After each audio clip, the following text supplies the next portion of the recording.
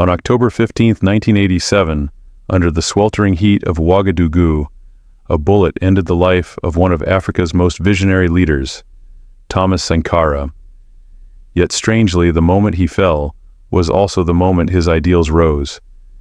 Legend has it that just before stepping out of the meeting room to face his executioners, he whispered to his closest aide, "If I die today, someone else will rise, younger than me, stronger than me, and he will make Africa proud." That wasn't a political statement. It was a prophecy, a final message whispered from mouth to ear, generation to generation through the dusty alleys of Burkina Faso. And 3 decades later, when the name Ibrahim Traoré emerged, people quietly asked, could he be the one? This video isn't just about the death of a president. It's the story of 2 men, one idea, and Africa's greatest unanswered question: can a leader truly rewrite the fate of an entire continent? If you want to understand why Sankara's death still haunts the world, and why Ibrahim Traoré is called the heir of the legend, stay with us until the very end. What really happened that bloody afternoon, and why did a president who dreamed of a sovereign Africa have to die within his own government? On the afternoon of October 15, 1987, there were no warning signs in the skies over Ouagadougou. But inside a modest villa, the headquarters of Burkina Faso's National Revolutionary Council, CNR, African history took a violent turn. President Thomas Sankara was assassinated, along with all 12 members of his closest cabinet. No one survived. There were no witnesses, only the stench of gunpowder, the echo of gunfire, and 13 lifeless bodies scattered across a garden of red hibiscus. What we know comes from one man, Sankara's close friend and confidant journalist André Mirdad, editor-in-chief of Afrique d'Aujourd'hui. He was one of the few who had deep private conversations with Sankara about politics, fear, revolution, and legacy. And it was Mirdad who first learned of the assassination just minutes after it occurred. He rushed to the scene only to find it already too late. The image he encountered would haunt him forever: bodies in pools of blood, silent and still. Sankara lay at the center, face calm, as if he had already accepted his fate. Mirdad returned to his office and began to write, not just the report of a massacre, but the recollection of a promise made by Sankara just months earlier during a quiet evening. "If I'm killed, don't mourn. Africa doesn't need tears, it needs a successor. And I believe someone will be born after me, raised in the ruins I leave behind, and he will finish the dream I began." What sounded like metaphor then later became prophecy, and fate kept its part of the deal. In 1988, only a year after Sankara's death, Ibrahim Traoré was born in Burkina Faso amidst political unrest. He grew up hearing stories of the fallen president who defied France, who rejected aid to protect his nation's dignity. Then in 2022, exactly 35 years later, Ibrahim Traoré led a coup that ousted Blaise Compaoré's regime, the very man who betrayed and killed Sankara. Traoré never claimed to be Sankara's heir, but the people did. At rallies, his photo is lifted beside Sankara's. They call him son of history, the fulfillment of a promise. History somehow kept Sankara's word. Can a small landlocked country in Africa become great through nothing but the strength of an ideal? Or is that merely a fantasy in an age of bullets and debt? When Thomas Sankara became president of Burkina Faso in 1983, he was just 33 years old. To many, he was merely a young idealist, passionate, unpolished, and unrealistic. Yet in just 4 years of leadership, Sankara proved that ideals, if acted upon, not preached, could shake an entire continent. Burkina Faso, formerly Upper Volta, was among the poorest nations in the world, crippled by debt, dependent on foreign aid, plagued by illiteracy and disease. But Sankara refused to accept that reality as the destiny of Africans. One of his first moves was to rename the country Burkina Faso, Land of the Upright People, a political and moral declaration in one. He began with symbolic gestures, selling off the government's Mercedes fleet and replacing them with Renault 5s, the cheapest cars available. He slashed his own salary and those of his ministers. He insisted that all officials wear local hand-woven cotton instead of imported luxury suits. For him, self-reliance wasn't a slogan, it was a way of life. Within 4 years, Sankara rolled out a bold agenda of reform, mass immunization campaigns, vaccinated millions of children against measles, polio, and malaria. Child mortality plummeted. Over 10 million trees were planted to combat desertification, a critical threat in the Sahel region. Gender equality was promoted. Female genital mutilation, forced marriages, and child marriage were banned. Women were encouraged to join the military and hold public office. Agrarian reform redistributed land to peasants, eliminated exploitative taxes, and boosted local food production. In a few years, Burkina Faso nearly achieved food self-sufficiency, a first in its history. Sankara's reforms were not merely social, they were a direct challenge to the global neo-colonial order. He criticized international financial institutions, refused to repay illegitimate debts inherited from previous regimes. At the 1987 African Union Summit in Addis Ababa, he declared, "We cannot pay our debts. If we do not pay, they will not die. But if we do pay, we will." He didn't just defy global finance. He attacked the very structure of African leadership: aging elites, corrupt rulers addicted to Western aid and comfort. He led by example, modest, uncompromising, incorruptible. But that made him a threat. Allies grew distant. Former comrades like Blaise Compaoré began plotting. Foreign powers watched closely. A leader who rewrote the script had to be silenced. Sankara knew this, but he never flinched. He once said, "We must dare to invent the future. We have nothing to lose but our chains." Sankara died at 37, but his death didn't bury his ideas. They spread across Africa. Young leaders from Ghana to South Africa cited him as inspiration. His speeches became political scripture for a new generation hungry for African dignity and sovereignty. In Burkina Faso, his murals still decorate the streets. People call him Father of the Nation, though he never held power through elections. That recognition wasn't given at the ballot box. It came through memory myth and emotional truth. Sankara's ideals were beautiful, but dangerous. That's why he had to die.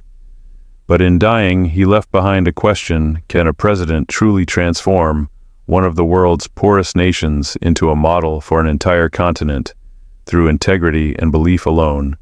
And 35 years later, that same question now surrounds the rise of Ibrahim Traoré. People ask, not with fear, but with hope. Is this the man Sankara spoke of in his final prophecy?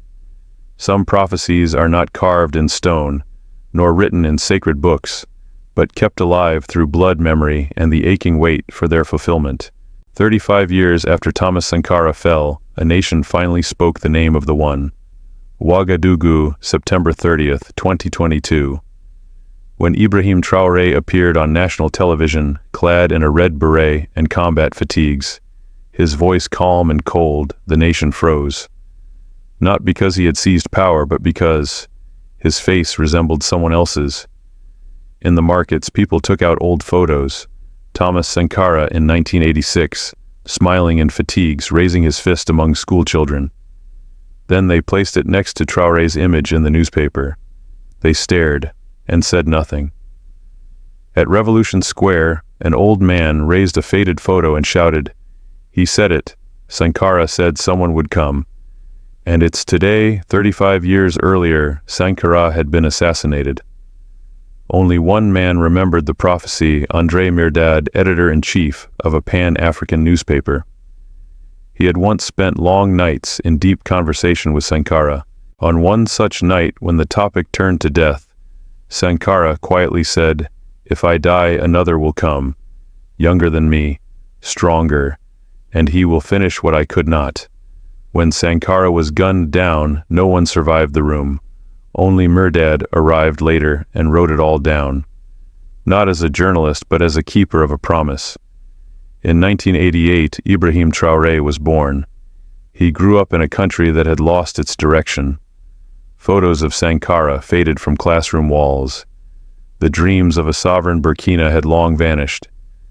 But one thing remained: the belief that someone like Sankara would return. Traoré studied geology, then joined the military. He didn't give speeches. He didn't come from a political dynasty. But on the northern front, his comrades called him the one who refuses French money. He fought quietly. He watched the country splinter under terrorism. He watched politicians dine with French ambassadors while villagers bled. He saw Blaise Compaoré, Sankara's killer, still pulling strings behind the scenes. Then came September 30th, 2022.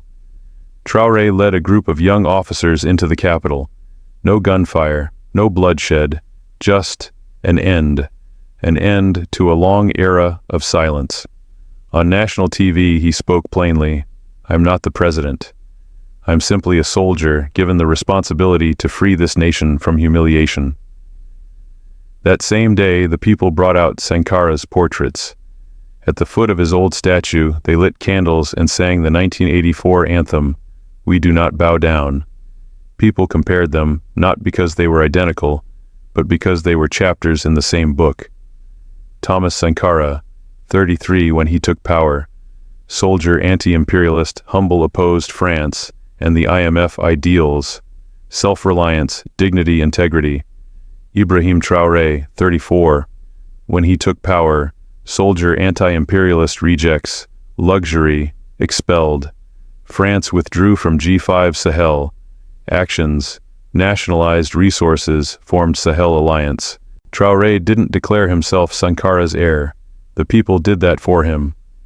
Within weeks of seizing power, Traoré acted decisively, expelled all French military forces, canceled military cooperation agreements with the West, formed a new regional alliance with Mali and Niger, also led by young anti-imperialist leaders, nationalized gold mines and asserted state control over natural resources. With each decree, the people said only one thing: this is what Sankara wanted, and now someone is doing it. But Traoré's era is more complex. He faces not only neo-colonialism, but also escalating jihadist terrorism, competing pressures from Russia and the West, a population desperate for change, yet wary of another betrayal. So the question isn't, is Traoré another Sankara? It's, can he carry Sankara's flame without letting it die? At the cemetery where Thomas Sankara is buried, his tombstone reads, "I may be killed, but ideas do not die." Below it, someone has carved a new line. 1987 he fell. 2022, the idea rose. And today, if you ask any Burkinabe who is Ibrahim Traoré, they won't say president. They will smile and reply, he is the one who was foretold. Can the one chosen as a symbol truly become a leader? Or will he too be crushed beneath the weight of power expectations and the ghost of history? Ibrahim Traoré never called himself Sankara, but that only made people believe in him more. To them, he is the embodiment of a prophecy, the continuation of an unfinished dream. Yet beneath that faith lies a far more complex truth. Traoré doesn't just carry Sankara's spirit, he bears the crushing burden of an entirely different era. Sankara battled hunger, debt, and corruption, but he governed a country still under government control. In contrast, when Traoré took power, over 40% of Burkina Faso's territory had already fallen outside state control. Jihadist groups, funded and armed by foreign powers, controlled villages, burned schools, murdered civilians, and displaced healthcare workers. He declared, "We will take back every inch of land." But weapons are scarce. Military logistics are weak, and international support all but vanished after he expelled the French. The contrast with Sankara becomes sharp. Sankara fought systems. Traoré fights ghosts, non-state, stateless ideology-fueled threats. The information era, a double-edged sword. In Sankara's time, the state controlled information. He spoke and the nation listened. He acted and the people followed. Traore rules in the age of social media, where every image, every decision can be distorted, weaponized, and spread globally within minutes. A single video of him seated next to a Russian advisor triggered headlines branding him Moscow's puppet. A single misquoted phrase, edited, reposted, can ignite doubt even among loyal supporters. Public faith in him isn't in his office, it's in his character. But that character is now under global scrutiny like never before. Idealism versus reality. Sankara had time 4 years to mold dreams into reforms. He inspired, restructured, and died before the dream was tested by fatigue. Traore has no such luxury. He must fight terrorism, revive the economy, justify his power, and above all, make no mistakes. Every decision, however minor, is judged by an unforgiving yardstick. Would Sankara have done this? And that makes his challenge not only political, but psychological, moral, and historical. Some stories make us think. Some stories make us ache, but very few stories make us believe again. The story of Thomas Sankara and Ibrahim Traoré isn't just about two men. It's a dialogue between two eras, two generations, and two kinds of courage.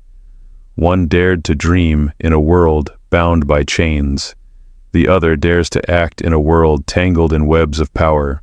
When Sankara was assassinated in 1987, many assumed his story would fade, like that of countless betrayed heroes, framed on a wall forgotten in policy. But Sankara did something rare. He passed his dream into the future with his final words. There will be another. Younger than me, stronger.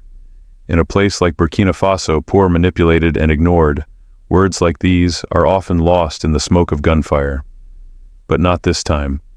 These words survived, whispered in marketplaces, sung in schoolyards, told by candlelight. People didn't always remember his policies, but they remembered how it felt to have a leader who loved his country more than himself. And then when the name Ibrahim Traoré emerged, they recognized that feeling again. He didn't declare anything. He simply said, "I am a soldier." But they saw his eyes, heard how he spoke, watched him reject privilege, and they understood. The prophecy has returned. I don't believe Traoré is a replica of Sankara. He's facing challenges Sankara never encountered: terrorism, digital warfare, multipolar geopolitics. And that's what makes the story more powerful. Can ideals survive in a world this cynical? Can character still lead when everything is a spectacle? I don't know the answer. But I do know this: we are living through a moment that history once dreamed of. We are watching a generation of young Africans daring to sever old ties, to stand alone, to redefine what progress means. Sankara once said, "We must dare to invent the future." Maybe Traoré and those who stand with him are proof that someone listened. And if this story teaches me anything, it's this: ideals do not die. They wait for someone brave enough to bring them back to life. I couldn't hold back tears watching this. This story is more than politics, it's our inheritance as Africans. I never knew much about Sankara until now, but learning about his courage and his vision has lit something in me. And now, seeing Ibrahim Traoré stand up with the same fire, it gives me hope that maybe, just maybe, Africa still has a future we can believe in. What strikes me most is that Sankara knew he would die. He saw the betrayal coming and still chose to lead boldly. That kind of bravery is not common. And Traoré walking into power, not for fame, but to finish a mission, that's not just admirable, it's sacred. We owe it to them both to keep the dream alive. This isn't just a video. This is a mirror for every African youth who has felt powerless. We often think of heroes as people from the past, untouchable and gone. But seeing Traoré in the present echoing Sankara's legacy makes it feel like the revolution is still breathing. It reminds us that it's our turn now. I'm from Nigeria, and watching this made me reflect on our own leaders. We've been ruled by men who forget the people the moment they taste power. But Traore, he didn't come in to enrich himself. He wears the red beret like armor, not decoration. He carries Sankara's fire like a torch passed in the dark. I salute him. This story cuts deep. The West doesn't want African leaders who think for themselves. That's why Sankara was killed. That's why Traore is being targeted with propaganda and pressure. But the truth is out now, and we won't be fooled again. We know who stands for Africa, and we will defend them with our voices and our votes. The way the people brought out Sankara's portrait after Traore's speech, that gave me chills. You can't fake that kind of connection. That moment was Africa's soul remembering itself. Our ancestors must have smiled that day, because history was repeating not in tragedy, but in redemption. I am a teacher in Côte d'Ivoire, and many of my students now talk about Traoré with admiration. They don't see him as just a politician. They see him as a symbol, someone who stands against everything that has kept Africa broken. That means something. That means Sankara's dream didn't die in the dust. The most powerful part of this video was that final quote, "Ideals do not die, they wait." That line hit me like thunder. For too long, we've been told that idealism is naive. But maybe the real strength is holding on to hope even when the world calls you foolish. Traoré isn't naive, he's necessary. I don't know where this journey will end, but I know it began with blood and courage. Watching this made me realize how much we've forgotten our own heroes. Sankara isn't just a historical figure, he's a standard. And now Traoré is rising to that standard, not by imitation but by conviction. There's something poetic about the fact that Sankara died at 37 and Traoré rose at 34, as if the story paused and resumed with another heartbeat. I'm not someone who believes easily in destiny, but this feels like something deeper, like a circle completing itself. This video should be shown in every school across Africa. Our youth deserve to know who Sankara was and why Traoré's leadership matters today.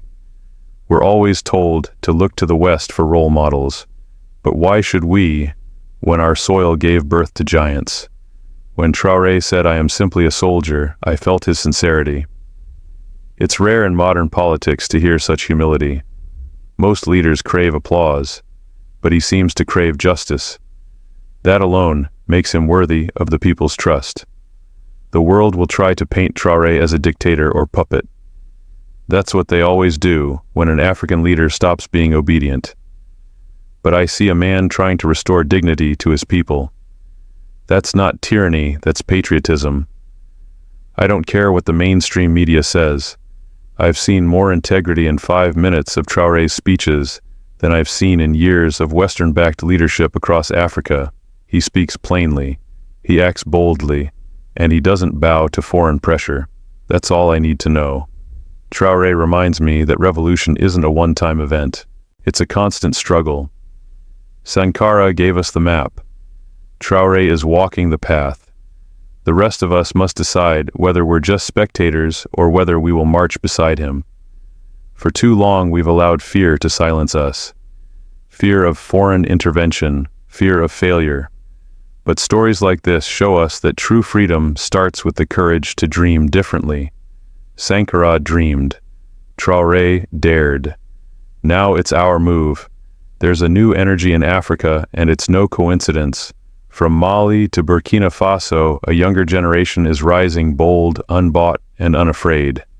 This isn't about one man. It's about all of us choosing to believe again. They say a picture is worth 1,000 words. But the image of Traoré in a red beret standing at Revolution Square is worth an entire history book. It speaks of resistance, sacrifice, and the will to continue when everything says stop. Watching this made me angry, not at Traoré, but at the system that silenced Sankara. It made me question why Africa's best are always the first to be taken down. And it made me vow to never stay silent again. I showed this video to my mother who lived through Sankara's era. She wept. Not because of the pain, but because she thought she'd never feel that hope again. She looked at Traoré and whispered, "Maybe this time we won't lose him." To those who doubt Traoré, I ask this: who else is standing up? Who else is rejecting exploitation, speaking of unity, acting with urgency? Even if he stumbles, at least he is walking forward. That alone deserves respect. Africa doesn't need more perfect men, we need principled men. Sankara wasn't flawless, but he was honest. Traore may not be a prophet, but he is trying. And in this age of deception, truly trying, is revolutionary. This isn't nostalgia, it's awakening. Sankara's voice echoed in the 80s. Traore's footsteps are heard today. What we do with that echo, whether we listen, whether we answer, will shape Africa's next century. One of the most powerful lessons this story teaches us is that leadership rooted in integrity can leave a legacy that outlives bullets and betrayal. Thomas Sankara's death was meant to erase his ideas, but it only amplified them. As a viewer, I realize now that true power is not held in office or armies, but in ideals that touch people's hearts and make them believe change is possible. Watching this reminded me that history is not just about the past, it is a living force that can return through new faces. The way Ibrahim Traoré has stepped into this moment, not by declaring himself a savior, but by acting with courage, shows that leadership can emerge organically from the people's hopes. We often search for signs, but sometimes the sign is action itself. The comparison between Sankara and Traoré made me rethink what it means to lead in Africa today. Sankara fought against the chains of debt, foreign influence, and domestic corruption in the 1980s. Today, Traoré fights a new enemy: invisible wars, online manipulation, and terrorist insurgencies. Yet the core challenge remains how to lead with purpose when the world tries to silence you. One lesson that struck me deeply is the importance of moral consistency. Sankara's refusal to enrich himself, his rejection of foreign aid dependency, and his support for gender equality were not just policies, they were personal principles. Traoré seems to be following a similar path. In a world full of empty promises, this kind of consistency becomes a revolutionary act. Another lesson is the power of symbolism. The red beret, the rejection of French influence, the revival of the 1984 anthem, these are not random choices. They are intentional signals that remind people who they are and where they come from. As an African, I see how these symbols reignite pride and unity, especially in countries that have long felt erased by history. This story also teaches that revolutions must adapt. Sankara had 4 years to implement reforms. Traoré has no grace period. He leads in an era of digital disinformation and geopolitical complexity. The lesson here is that courage alone is not enough. Strategy, discipline, and communication are now equally critical to protect the vision from sabotage. I learned that prophecy isn't always a mystical concept. Sometimes it is a seed planted by a leader's final words, nurtured by memory and brought to life when the time is right. Sankara's statement that someone younger and stronger would come was not mere poetry. It was a challenge to the future, and Traoré, consciously or not, has accepted it. As a young African, I felt convicted by this story. We often wait for heroes, forgetting that every generation is supposed to produce its own. Traoré is only one man, but his rise reminds us that preparation, sacrifice, and principle can turn an ordinary life into an extraordinary story. The lesson for me is to stop waiting and start becoming. One of the most emotional lessons is the importance of memory. When people pulled out old photos of Sankara and placed them beside Traoré's, they weren't just making a comparison, they were participating in historical healing. They were saying, "We haven't forgotten." In a continent where truth is often buried, memory becomes a form of resistance. This video also reminded me how dangerous truth can be. Sankara didn't die because he was wrong, he died because he was right too early. The lesson here is that being on the right side of history does not protect you from harm, but that doesn't mean you stop speaking. Courage in this case is telling the truth despite the consequences. Another takeaway is that betrayal often comes from within. Sankara was killed by people he once called comrades. That betrayal echoes today in the hesitation of African elites to support Traore.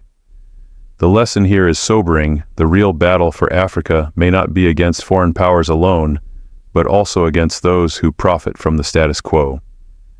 This story shows how much leadership matters in shaping national identity. Under Sankara, Burkina Faso became the land of upright people, not just by name, but by spirit. Traore seems to be reigniting that spirit. The deeper lesson is that when leaders raise the bar of dignity, the people follow, not because they are forced, but because they are inspired.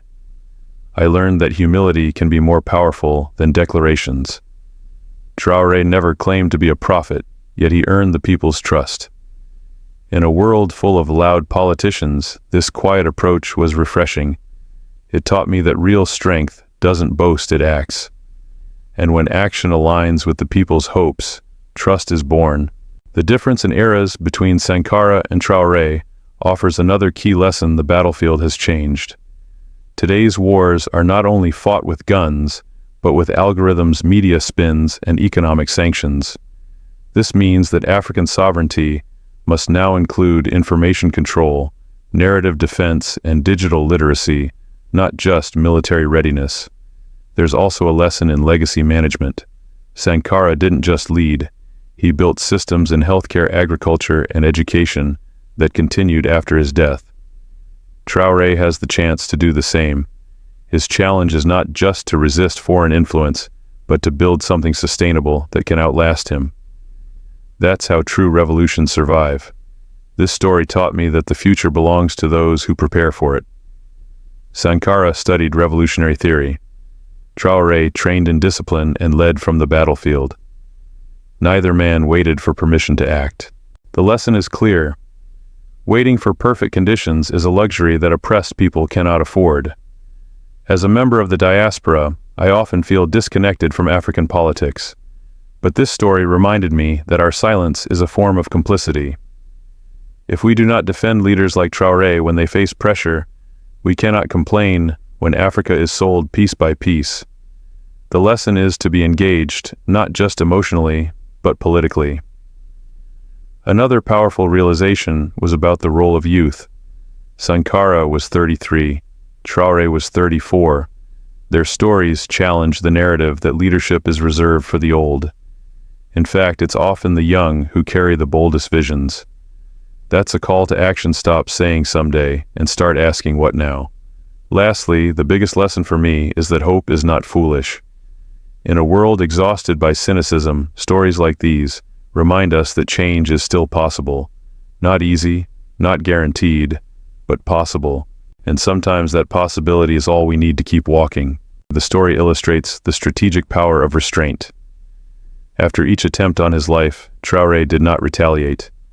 He did not issue angry threats or stage political vengeance. Instead, he responded with silence, scripture, and calm. In doing so, he exposed a timeless truth: when you respond to hatred with serenity, you disarm it. This teaches us that strength is not always shown by reaction or the bomb. Traore chose to remain close to the people. He refused to hide behind armored walls or foreign intelligence shields. This refusal was not recklessness, it was a statement a leader must never fear. The same dangers his people face. The lesson is clear: true. Leadership is not insulation from risk, but communion with it. Secondly, but by restraint. In modern politics, where every insult is met with outrage, Traore reminds us that dignity is the most defiant weapon of all. Another lesson emerges from the behavior of the people around him. The soldiers who didn't question when he asked them to stop the convoy. The little girl who warned him about the poisoned cup. The people who now call him the untouchable. These moments show us the importance of intuitive connection between a leader and their followers. When trust is earned, not through fear or manipulation, but through consistency and authenticity, it creates a collective shield stronger than any body armor. Traore's leadership teaches us that when people believe in your values, they will protect your life as. And yet, in the comments under that post, a skeptical youth replied, "But how long can he survive without allies, without money?" Belief is powerful, but it doesn't build roads or defeat insurgents. His concern reflects a growing tension, even among supporters, between symbolism and governance, between myth and material needs. Still, the dominant tone among the public remains one of reverence. One teenage girl from Togo commented, "I wear a red ribbon in my hair every day. It reminds me to speak the truth even when I'm scared." Her school had started informal discussion groups about African leadership inspired by Traoré's example. We no longer want to be ruled by the rich. We want to be led by the brave. On a Pan-African podcast, the host summarized the sentiment best: in a world full of armored men hiding behind lies, Traoré walks barefoot on sacred ground, holding only a book. And somehow that's the most powerful weapon of all. The story of Ibrahim Traoré is not merely a tale of political resistance or national sovereignty. It is a profound lesson in leadership, under fire, in faith, under pressure, and in conviction as a form of armor. The most important lesson from this story is that in an age where global influence is wielded through wealth, intimidation, and media control, there remains another kind of power, the power of spiritual integrity. First and foremost, Traoré's survival of 3 assassination attempts teaches us that leadership is not defined by protection, but by presence. In each moment of danger, whether it was the sniper's bullet, the poisoned tea,